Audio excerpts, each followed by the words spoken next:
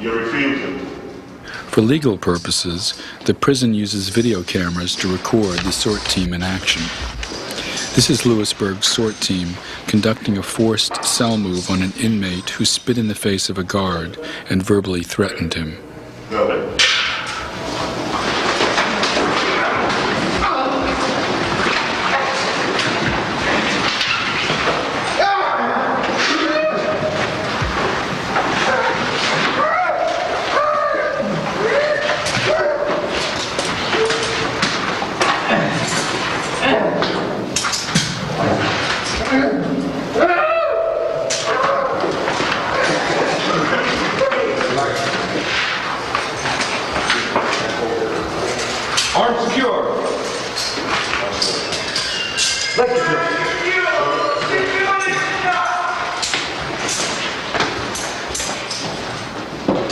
Once the inmate is shackled, he is carried to a special restraining cell containing only a bed and a mattress.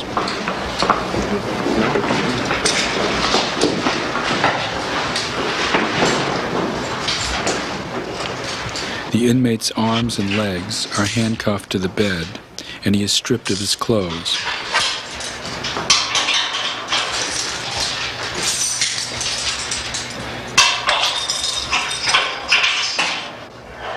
He is checked for injuries by the medical staff.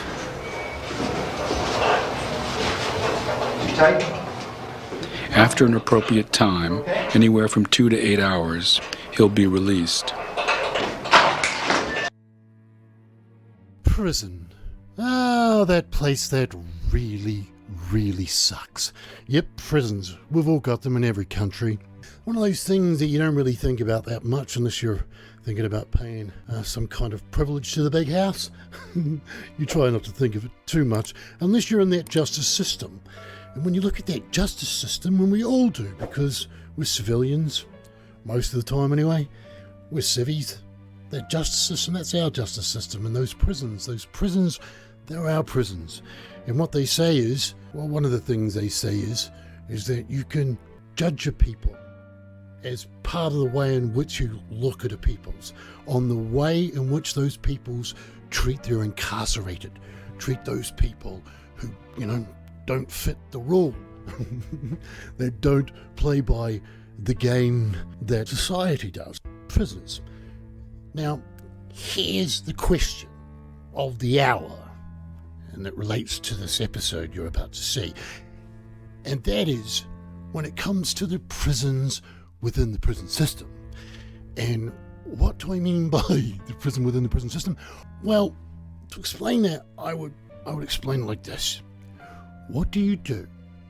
What do you do in a prison system where you have prisoners, a certain element of prisoners, not all of them by far, not all of them at all, but an element of prisoners who reach the level of what they would say inside the prisons, with all of those prisoners, that those prisoners shouldn't even be there. Those prisoners shouldn't even be there. Those prisoners should be in a completely different prison altogether, right? And they do that. And those prisons within a prison system are called the SuperMax. And the SuperMax is like the bitch of all prisons. And why is that?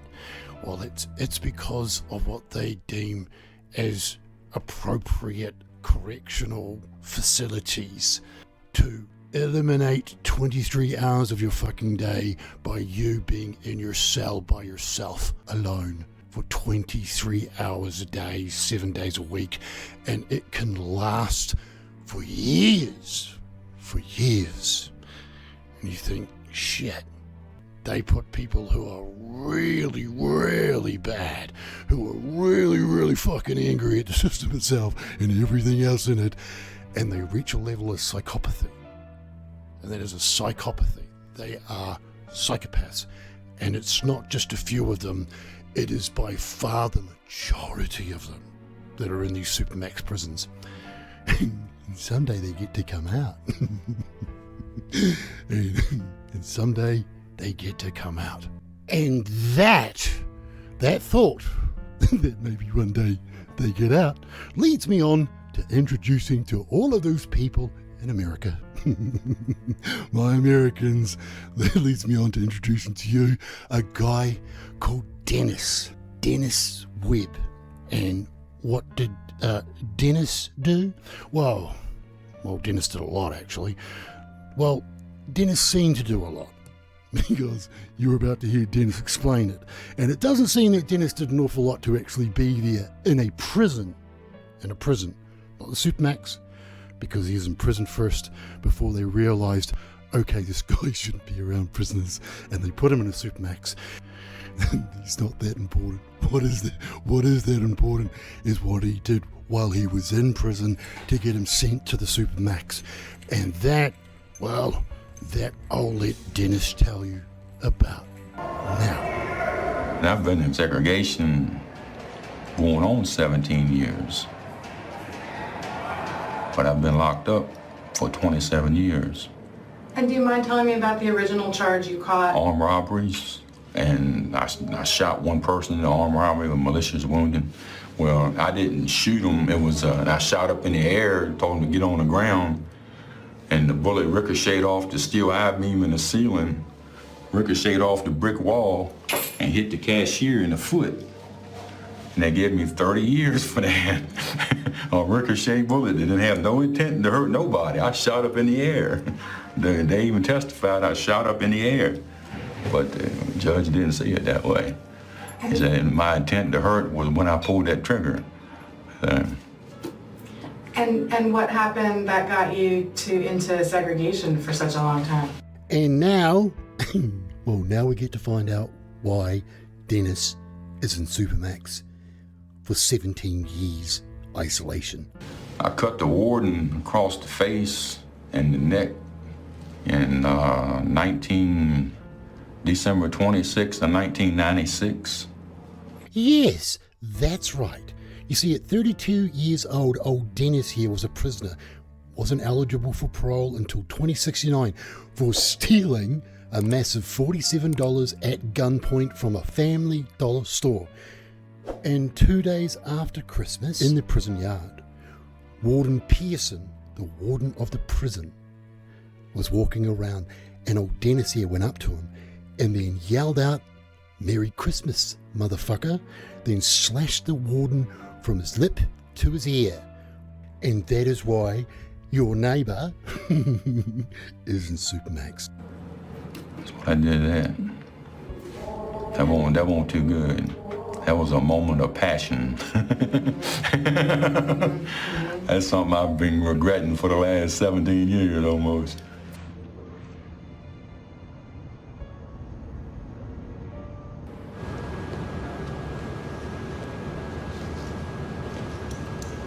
In 1986, when I did my crimes, I had papers saying if I do 10 years, then I can apply for parole. And then in 1995, they come up with this new law that says I don't get no parole. And changed my whole life, whole outlook on life. That made me snap. They took my parole in 95 and I stabbed the warden in 96. They sent me up here and I've been in segregation since.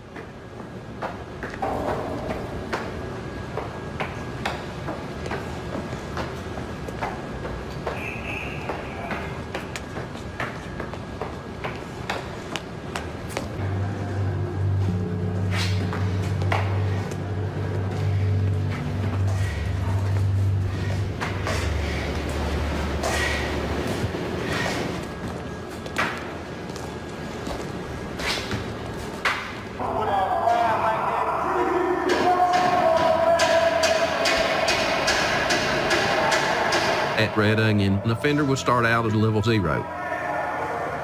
That would be you get your wreck in the showers, and your food, and all the basic requirements of life. You get the very minimum.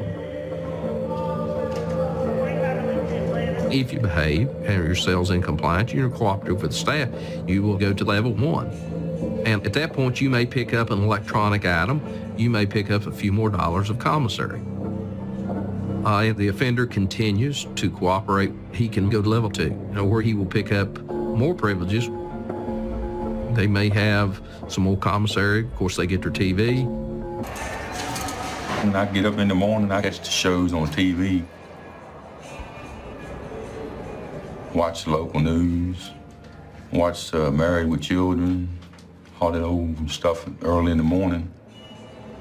But sometimes I watch a movie and see something in the movie, brings back memories that reminds me that I'm missing out on things that I used to do. I get upset about it. I cut the TV off or switch the channels or whatever.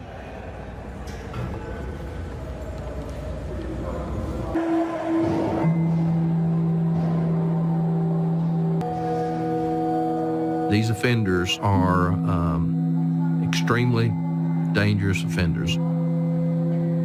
They are very violent and have been very violent. So when it comes down to those guys, there is a lot of risk involved with them. But through the program, these offenders have jobs rolling what we call plastic wire. I like this. I like them apples. See where the butter. I don't touch them apples. Is that, you know the movie Need for Speed? Yeah. Is that Jesse from Breaking Bad? Yeah. That's what I thought he was, man. Yeah, I recognized him. So what's that one with Lucy Liu in it? Oh, that's elementary. But Out here working, we can talk to each other about things on the TV and stuff like that. That's good. But we're still wearing shackles, we're still putting handcuffs, we still got guards with vests escorting you around. You know, I want to get out of SAG. But there's got to be a way out. close 14!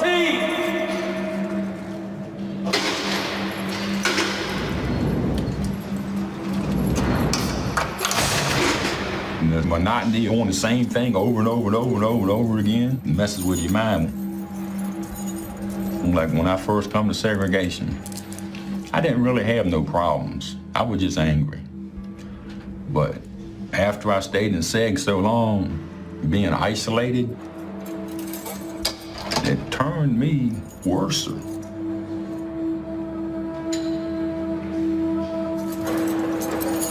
I had to go to the psychiatrist, get medication. Like whenever I don't take my medication, I myself, all over myself. You know, that's what segregation did to me.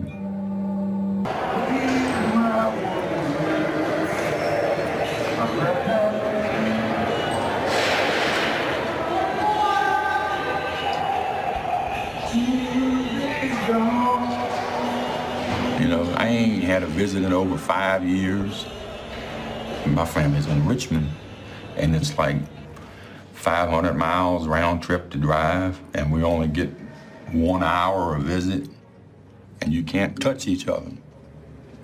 My family used to come up here once a year, but now, you know, my mom's 73 years old. The rest of the family's dying on me. I call my brother once a month, and I call my mom once a month. That's the only contact I got.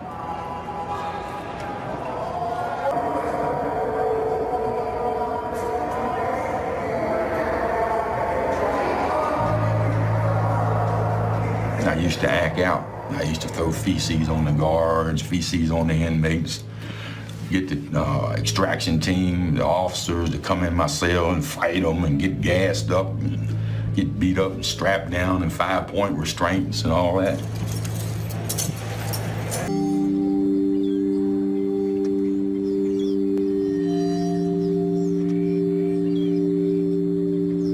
%90 of the offenders in Virginia return to the public, return to your communities. Previously, offenders that have been in segregation for quite a few years would go straight to the probation office. We would take the restraints off of him, and then he would be sent back to society. And we'd expect him to adjust to being in the public. And now our goal is to take the restraints off here, to take the risk inside the facility so the risk is not taken in the public. To get out of segregation, They must participate in our step-down program. We'll start going over some things used to help us deal with our anger. The question I'm going to ask is, how you learn to express anger all your life. So how did you learn to express anger? This is going to be module 3, handout 3. Do you think we learn how to express anger? Do you think that's something learned? I mean, I learned more or less from my environment, the people I'm around. I grew up in a rough neighborhood. You had to fight or run. As you grew up, you learned to find ways to get what you wanted from people. Sometimes this involved violence, intimidation, or physical and emotional abuse. Many men in prison are there as a result of the lessons they have learned when growing up. We're trying to prepare them to be successful in a population setting. Offenders that have graduated through the program will go from a segregation environment into a population environment.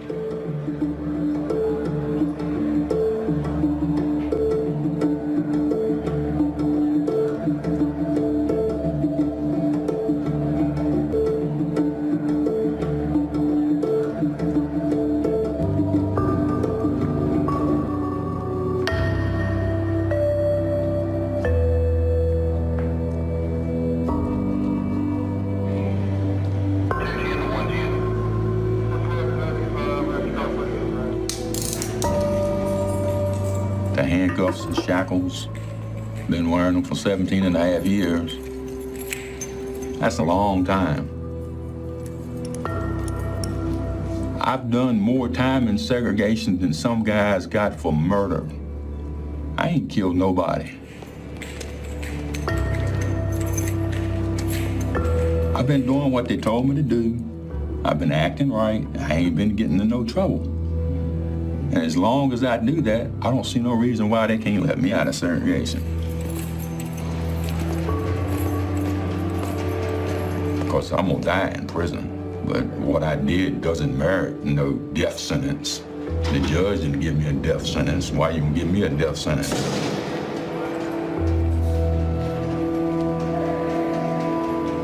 Keeping me in segregation for the rest of my life is a death sentence. That's the way I look at it.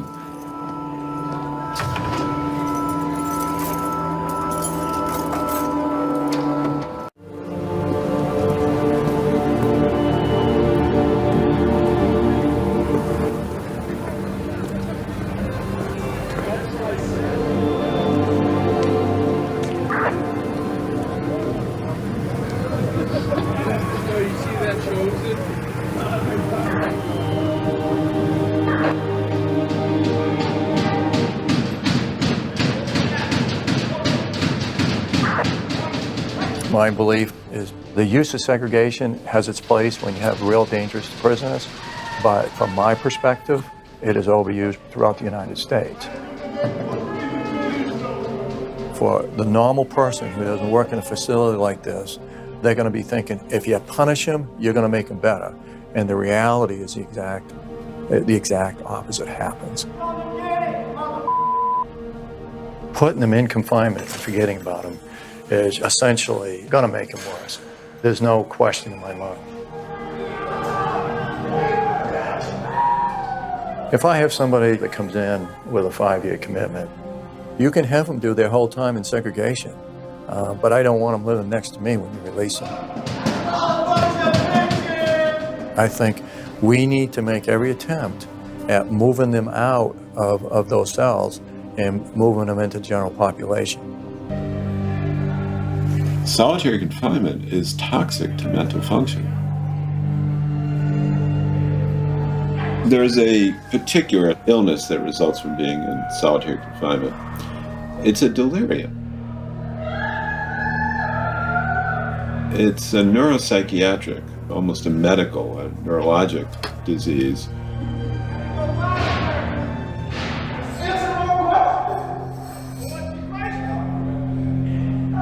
What we see in humans, we see it in animals, I mean, we see it in mammals. Now, suppose that in addition to an environment that is merely strange, we produce one that's really frightening.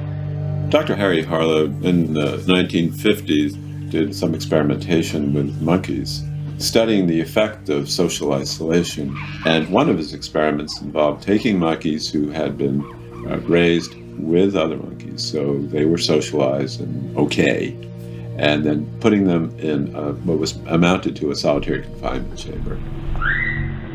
Distressed. He may die for want of love. You'd see them rocking and shaking and sort of ritualistic, compulsive behavior. And after some period of time, they brought them out and put them into a cage with other animals. These monkeys were massively impaired. They were frightened, hiding.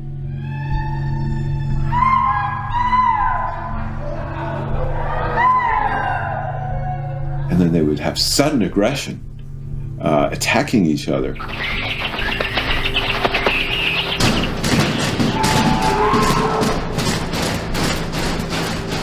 Very different behavior, very abnormal behavior. There was no recovery. These animals didn't recover from this. One of the important clinical findings with solitary confinement is that people deprived of an adequate level of stimulation become actually intolerant of stimulation. They overreact, they become hyper-responsive to it, and they can't stand it. That's why you see guys getting out of solitary and they just hide in their room. They just can't stand stimulation. There has been a recent study that actually showed that this is a reality in the brain. It was a study from the Balkan conflict in which it looked at prisoners released from confinement and looked at their brainwaves. Some of these guys had hyper-responsive reactions, spike reactions to the visual stimulus, and they looked at who those fellows were. Semi-starvation? No. Length of time in prison? No. Beatings? No. There was only two things that predicted it. Head trauma to the point of unconsciousness, and a period of time in solitary confinement.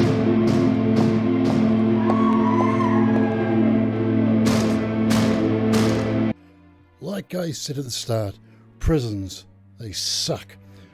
But isolation, solitary confinement, that really sucks. And here's something. You know, it was the great United States that brought the function of solitary confinement into play, into their prison systems. And you'll never guess who actually placed putting a person into a confined space for up to 23 to 24 hours a day. Well, you don't have to guess, actually. I'll just tell you. It was the Quakers. It was the God Squad. And they did this as they believed that if you cut off by solitary confinement the negative outside influences and temptations of evil, then what would happen is that in the solitary confinement, that prisoner would reflect towards themselves, reflect inwards, and find God, just like a naughty monk. We have a word for that at this channel, and that word would be genius. And it makes you think about how fucking crazy that sounds when you hear that, and you'd think, how the heck could they think that that would be a good idea? And that makes you think, well, how far we've actually come from that thinking like a Quaker back in the days of old, because there has been so much research done upon the use of solitary confinement over long periods of time and what happens mentally to the person confined. In the 1830s, way back then, they knew that solitary confinement created a different type of beast, the deterioration of the mind. So around the end of the 1800s, the justice system started to put the brakes on using solitary confinement as the prison systems had been. So solitary confinement was gradually removed from the system. So it was pretty much removed. But as Deadbug will say, nothing lasts forever. And in 1983, in a prison called Marion, two prisoners killed two guards at different times in the same cell block. And so was born the SuperMax, large-scale lockdowns. Very good for prisons and prison guards, very bad for mental health of prisoners, and very, very bad for neighbours when those prisoners get out. There has got to be another way to punish the bad without them going mad. because the one word that comes to mind when I hear and see the results of a Quaker's idea, barbaric. And in 2024, to me, anything that we can attach that word to is the opposite of who we really are as a species. I do wish I was smarter and able to figure out the answer to that question on punishment and rehabilitation. Now, that does bring us to the end of this episode. So if indeed you like this episode, please let me know. I know it's a bit of a downer, but I find it interesting, and I thought you guys might too. So let me know in the comments if you did, as I'll put another one together and look at another one of these ISO prisoners, and we can check out what barbarism does. So until the next time, stay safe, and do us all a favour. Next time you see them, put a smile on your face and say kia ora, and think to yourself, my God, are you lucky to have a neighbour like me? Go get it.